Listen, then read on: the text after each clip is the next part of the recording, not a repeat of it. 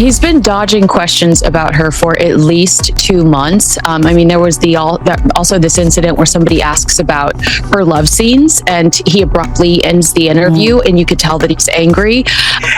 And then, what do you know? There are these videos that come to light that seem to show him being flirty with this Maggie woman on stage, who, again, like we said, is only 25 years old, and changing the lyrics of songs. A song, The Fighter, that he wrote for Nicole Kidman, changing the lyrics, that were about her to something that was about Maggie.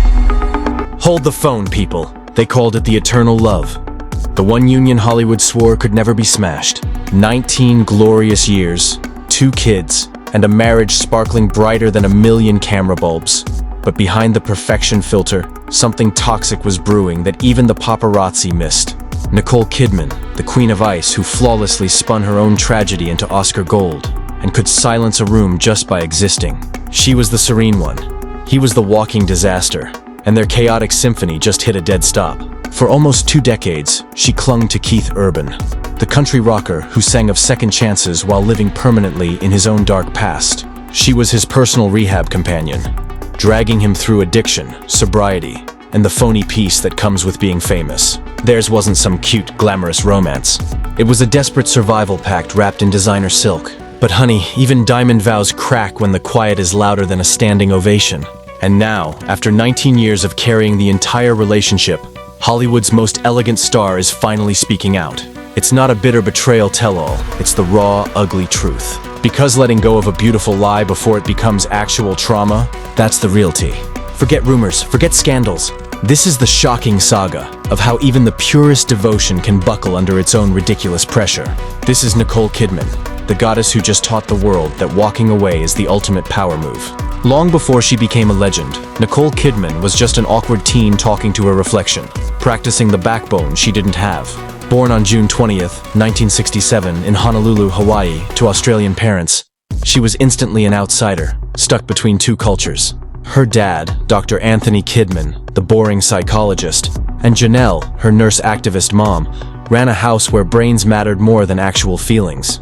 Sure, there was love, but it came with a huge rulebook. When she turned 4, they hauled the family back to Sydney. In that Sydney suburban house of books and shush, Nicole quickly learned that keeping quiet was safer than telling the truth. She was too tall, painfully shy, and easy pickings for the bullies. While the other kids played outside, she was hiding, devouring Shakespeare, and inventing the confident voices she lacked. I used to watch people more than I talked, she confessed. It made me understand how loneliness sounds. That deep isolation became her first teacher. When her mother was diagnosed with breast cancer during Nicole's teen years, this girl learned that true power wears a gentle face. She cooked, cleaned, and cared for her little sister Antonia, all while trying to comfort a heartbroken father lost in his own mind. The sheer weight of those years forged something quiet and unbreakable inside her, a patience that would later define her entire career. At 16, she found her great escape, the stage. There, she dropped the nervous reality and became anything she wanted. Fearless, wild, alive. Her drama coach nailed it. She was a girl who speaks through silence. Every single role became the confession she couldn't utter otherwise. That early shyness and that relentless observing stillness, that became the secret weapon behind her hypnotic acting. Sydney's golden summers felt like winter to Nicole. She threw herself into ballet and mime, grabbing tiny TV roles just to help her family survive financially. Bush Christmas gave her a whisper of fame, but even as the cameras zoomed in, she still walked home barefoot, terrified to believe in destiny. Every artist needs a painful origin story. Nicole's was that crushing silence, mastered at home and perfected in public. It followed her across oceans, into every script, and into the eyes of every character she played. That stillness, that careful control, was never acting. It was her fundamental language of survival. The moment Nicole turned 16, the quiet girl who feared her own sound finally stepped into the spotlight she'd avoided for years. Acting wasn't a choice. It was raw necessity. On stage, she could breathe, turning silent agony into soul-shaking words. Her first big role was Bush Christmas, 1983, but it was Dead Calm, 1989, that tense ocean thriller that forced the world to look. The meek girl disappeared. In her place was a woman of intensity, restraint, and fire. Hollywood noticed the change, and so did Tom Cruise. When they met on the set of Days of Thunder, 1990, it wasn't a meeting. It was a volatile explosion. He was the biggest, loudest, most electric star alive, She was the quiet enigma, luminous but unreadable. Their chemistry was pure, chaotic napalm. Within a year, she was Mrs. Cruz. The tabloids crowned them the golden couple, and they owned the red carpet. But behind those mansion doors, Nicole realized fame was a glittering trap. She was barely 23, and just like that, she was merely the accessory wife to the most powerful guy in Tinseltown. The world saw a fairy tale. She experienced an entire disappearance. "I just evaporated," she later confessed. For a decade, she stood there, forcing smiles through the relentless circus, while the authentic Nicole withered away. When that marriage detonated in 2001, the front pages screamed about tragedy. But for Nicole, it was pure victory. A fierce, dramatic rebirth. Sometimes dumping the wrong guy is the greatest love story. She told her squad she didn't just survive the pain. She walked through it like a boss, completely barefoot and totally unafraid. From those ashes she rose, darling. Her epic comeback was delivered in a scandalous red sequined gown, Moulin Rouge. Baz Luhrmann's chaotic masterpiece turned her into Satine, the tragically romantic courtesan. That performance was savage, fearless, and utterly radiant. She poured every ounce of personal truth into those songs. Critics were instantly obsessed, and the world was in tears. The girl who once feared her own sound had finally learned to command the globe's attention. Then came The Hours, 2002. Disguised as Virginia Woolf, she finally gave a voice to every silent woman who ever felt like they were drowning in their own heads. It snagged her an Oscar and something even better: genuine respect. She wasn't Tom Cruise's ex. She was a force. The press raved that she turned trauma into high art. Yet even at her absolute peak, Nicole remained strangely untouchable, like fame couldn't quite own her soul. Her eyes look like they've witnessed the apocalypse and survived. That was her signature, according to one major critic. A perfect, graceful underachiever. And then, just when everyone assumed she'd go full recluse, life threw a stunning plot twist. At a 2005 industry gala in Los Angeles, she locked eyes with a man who didn't see the famous actress, but saw a potential home. Enter Keith Urban, a country boy with southern charm and a major emotional scar. Their connection was electric, but dangerously fragile. He was irresistible but severely broken, fighting off major demons. She'd spent years running away from herself. "I thought he was just shy. Then I saw the wound," Nicole later revealed. But she didn't bolt. She recognized that kind of darkness. It spoke her secret language. This love arrived softly, thankfully without the paparazzi screaming. For the very first time, she wasn't falling for some dramatic passion project. She was coolly choosing peace. "I needed someone who could appreciate my quiet," she once confessed. In Keith, she finally found a sweet melody and a much-needed mirror. By 2006, the world watched their vows under the flickering Sydney candlelight. He was visibly trembling as she walked the aisle. She beamed like a woman who had finally actually come home. The tabloids plastered fairy tale. But for Nicole, it was much more sacred. A final, beautiful second chance to live the love she once only had to perform. She had battled her silence, crushed the heartbreak, and found her faith again. Not in fame, but in forgiveness. And for a glorious, brief moment, it felt like her love had mastered all the storms. On June 25, 2006, Sydney's elite Cardinal Soretti Chapel was dripping in candlelight and whispers. Nicole Kidman floated down the aisle in that stunning ivory Balenciaga gown. Her hands steady, her eyes locked on Keith Urban, the country crooner, whose voice could turn a confession into a chart-topping hit, stood trembling at the altar. He wept openly when she reached him. The public saw a hot, dramatic romance. She saw pure cinematic redemption. For years after, their union became the living proof that even in fake wood, something real could absolutely survive. Her calm was his chaos, and together they achieved a weird, beautiful balance. Their clashing personalities were their rhythm. Her quiet stillness balanced his blazing fire. Her silence fueled his song. That strange groove kept them alive. Yet, every fairy tale has a terrifying plot twist. Just 4 months after the wedding, Keith secretly checked into rehab for his crippling alcohol and cocaine addiction, a bombshell he had hidden even from his new bride.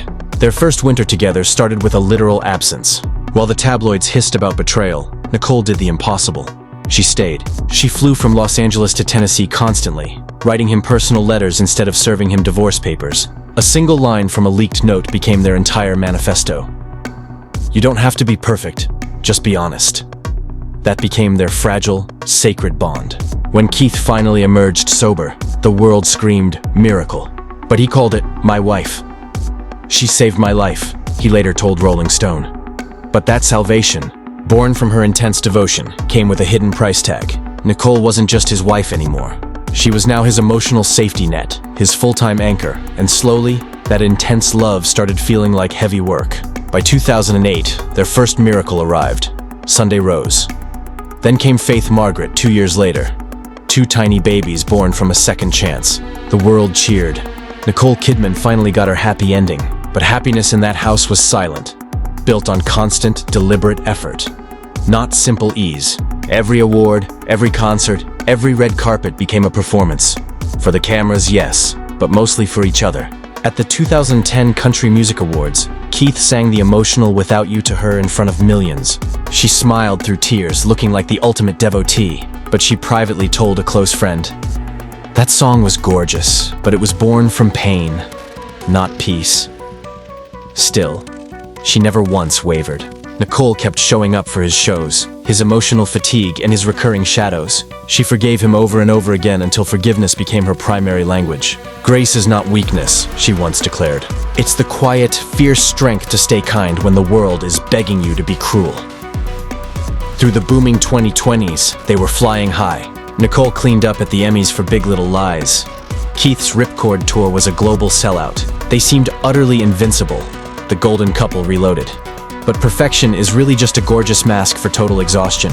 "We've learned to love in tiny snapshots," Keith jokingly admitted in GQ, which sounded poetic but was actually a desperate confession.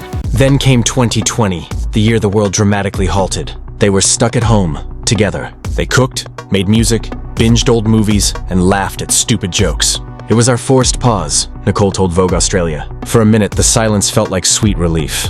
But peace has a nasty habit of exposing what constant motion hides. Without the distractions, they finally saw the gaping hole, the missing connection. When life cranked back up, so did the crippling distance. It hurt worse this time because they'd tasted the stillness and couldn't unsee the truth. Her schedule dragged her to London, Morocco, and LA. He was busy blitzing 40 American cities. They called this arrangement balance. In reality, it was a terrifying drift. By 2023, even their friends whispered. Their laughter felt manufactured. Their smiles were clearly memorized. At the Oscars, they looked like gods. Nicole in fierce crimson, Keith the devoted rock star in black. Yet, walking off stage, they never exchanged a single word. They looked flawless, one spy whispered, but the air around them was completely dead. This wasn't the first crack. This was the brutal moment they realized keeping up the facade was somehow easier than admitting the performance was over. But still, they clung to the marriage in their signature way. Silently. No screaming matches, no ugly scandals, no tears for the tabloids. Just the slow, quiet decay of 2 people who survived everything. Except, ironically, peace.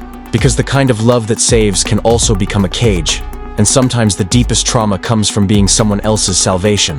Their marriage had become what her old man, Dr. Kidman, once lectured about. A devotion that completely forgets itself. And when love stops breathing, it instantly suffocates. By the end of that wild decade, Nicole and Keith had every imaginable thing. Fame, success, their family, forgiveness, everything except ease. They weren't partners charting a new course. They were just caretakers of an old memory. To the cameras, it looked like forever. To them, it felt like the cold echo after a perfect song ends. It didn't end with a bang. It ended in crushing silence. By 2024, the emotional gulf between Nicole and Keith was too massive to hide. It became a kind of polite emptiness. She was filming the spicy A-Family affair in London, with her obvious Zac Efron chemistry grabbing headlines that seemed way too accurate. Meanwhile, Keith was touring 40 US cities, smiling for the masses, singing about a love that had already abandoned his throat. They were both elite professionals in the grim art of endurance. In March 2023, People magazine awkwardly noted that their red carpet giggling looked totally rehearsed. Their hands touched, but their eyes were dead. Then, in June 2025, that silence finally became the loudest sound. During a live interview, a reporter casually asked Keith how he felt watching Nicole's on-screen smooching with Efron. He laughed, then froze, and moments later, the feed was suddenly cut. 10 seconds of dead air became the first massive public crack in their 19-year fantasy. Social media immediately lost its mind. Entertainment Tonight declared it the walkout that broke the internet. But for Nicole, it wasn't a PR disaster. It was the final, devastating confirmation that her love was gone. Once her pain became her masterpiece, the hot summer of 2025 felt heavy with whispers. Rumors of separate lives, missed therapy appointments, and continents standing between them. Then, on one quiet September morning, the Sydney Morning Herald dropped the bomb that the whole world already knew. Nicole Kidman had officially filed for divorce, listing the boring, generic, irreconcilable differences. No epic blow-ups, no screaming lawyers, just that crushing, familiar silence. The one companion she'd always secretly had. Their final public act was stunningly dignified. They sliced up their life together carefully, as if they were both terrified of bruising something that was once genuinely precious. Nicole took primary custody of their girls, Sunday Rose and Faith Margaret. Keith demanded nothing. No cash, no drama, no spotlight. He simply declared, just let her finally have peace.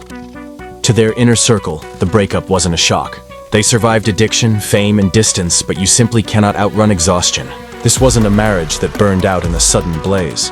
It gently evaporated, slow and tender, like the final fading note of a beautiful song that you physically can't sing anymore. Hollywood was desperate for the dirty details, waiting for the betrayal, the scandal, the big revenge movie. Nothing. What they got instead was something extremely rare. Genuine compassion.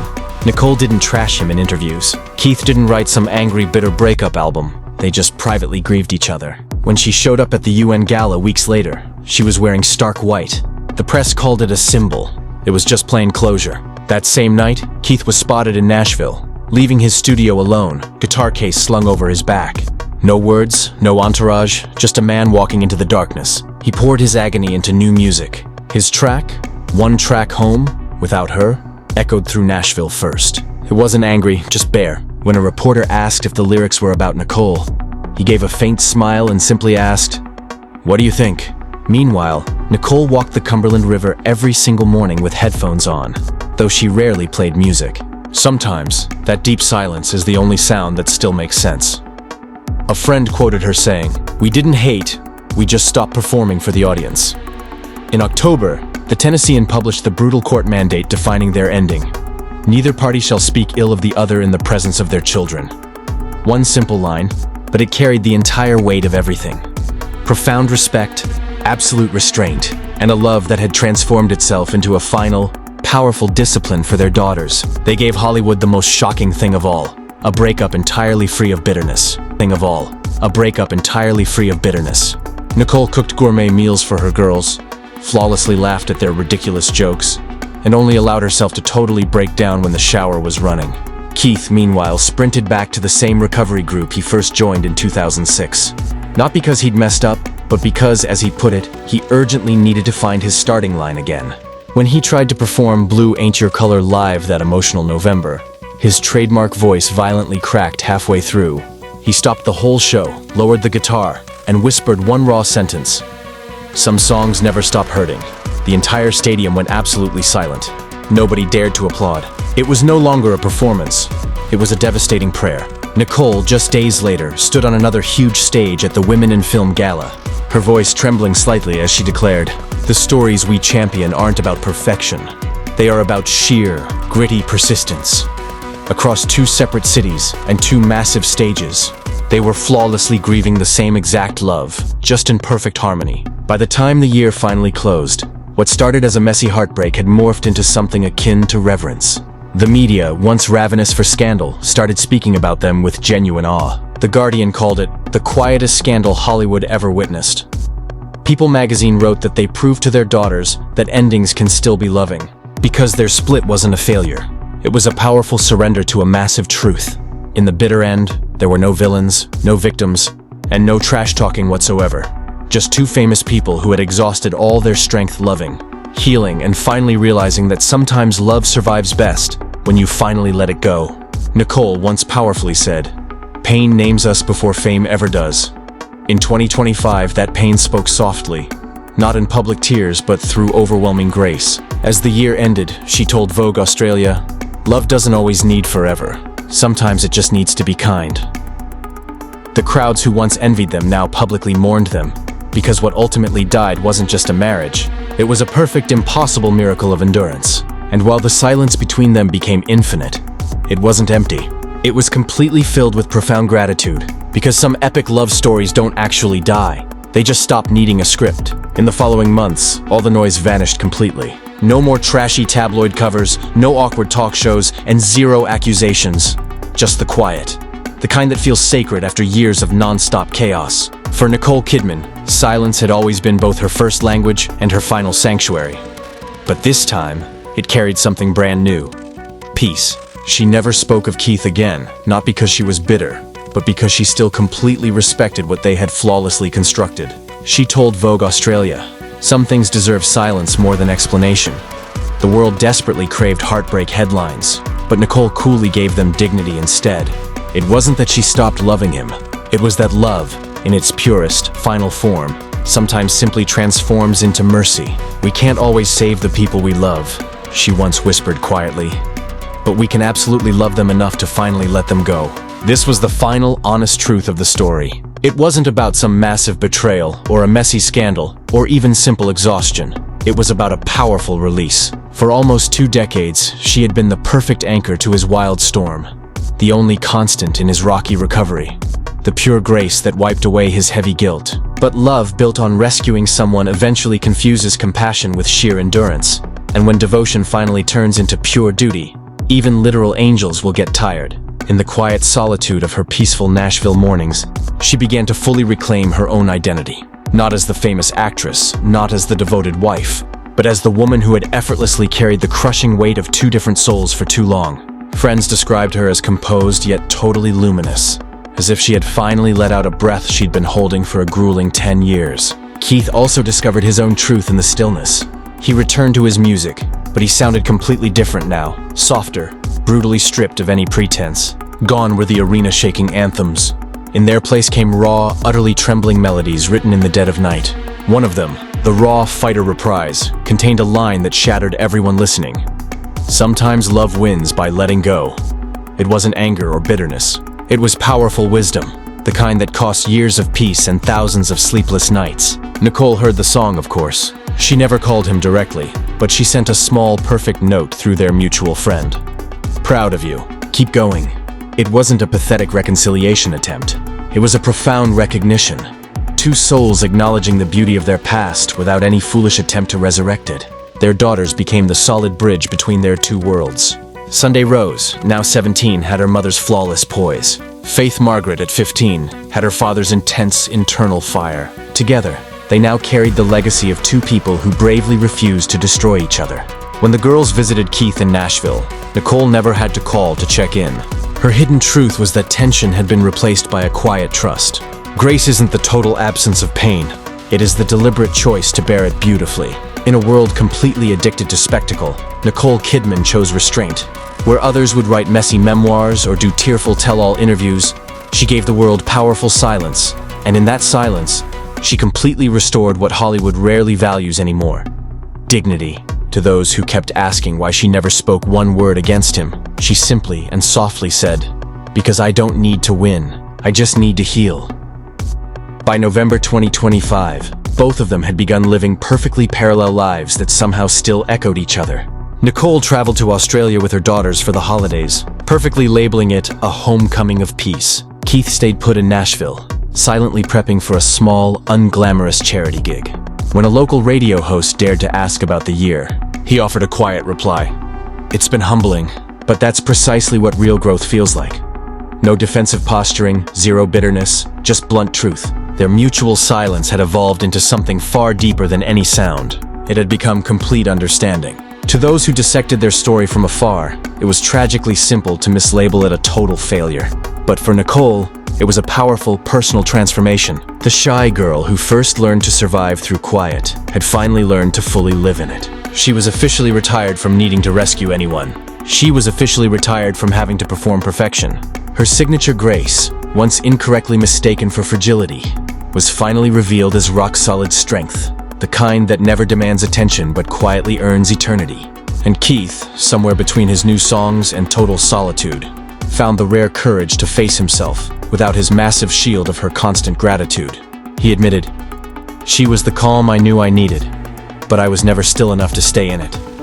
In the final analysis, their story wasn't really about loss at all. It was about the beautiful things that remain when love drastically evolves. Deep respect, absolute gentleness, and lasting peace. Because the truth Nicole finally revealed wasn't about what broke. It was profoundly about what survived. The pure humanity beneath the screaming headlines, the true decency beneath the relentless drama, and the grace that beautifully outlives all passionate love. For a punishing 19 years, she carried him through endless storms, fame, and paralyzing fear. And when she finally, gently set him down, she didn't curse the massive weight. She quietly blessed the entire journey. That is her profound, quiet revolution. Grace showed us that enduring pain isn't weakness. Choosing kindness when pain has done its absolute worst is the strongest act of all. The harsh lights have finally dimmed. The deafening applause has died out. And what remains is a profound silence. Not empty, but truly whole. At 58, Nicole Kidman walks the misty edges of the Cumberland River most mornings. Headphones in, though no music is ever playing. The water flows just the way memory does. Softly, without direction, yet always circling back. She walks not to remember, but to forgive. Some mornings, she meets her daughters for a sunny breakfast, their laughter instantly rising like bright sunlight after years of storms. Other days, she simply watches the world move on and feels absolutely no need to chase it. There is a deep peace now, the kind that can only follow a complete surrender. Keith Urban, somewhere close in Nashville, strums his guitar in an empty studio. His voice sounds irreversibly changed. Less superficial glitter, much more genuine gravity. The soft song he plays on stage tonight isn't explicitly about her, but it exists entirely because of her. The raw words linger like the sacred prayer he could never whisper out loud. They don't call anymore. They don't awkwardly visit. And yet they still gracefully exist within each other's quiet gentleness. It's the final beautiful proof that absolutely not all endings need to be cruel. When asked once if she still genuinely believes in forever, Nicole smiled faintly and declared, "Forever isn't about time. It's profoundly about grace."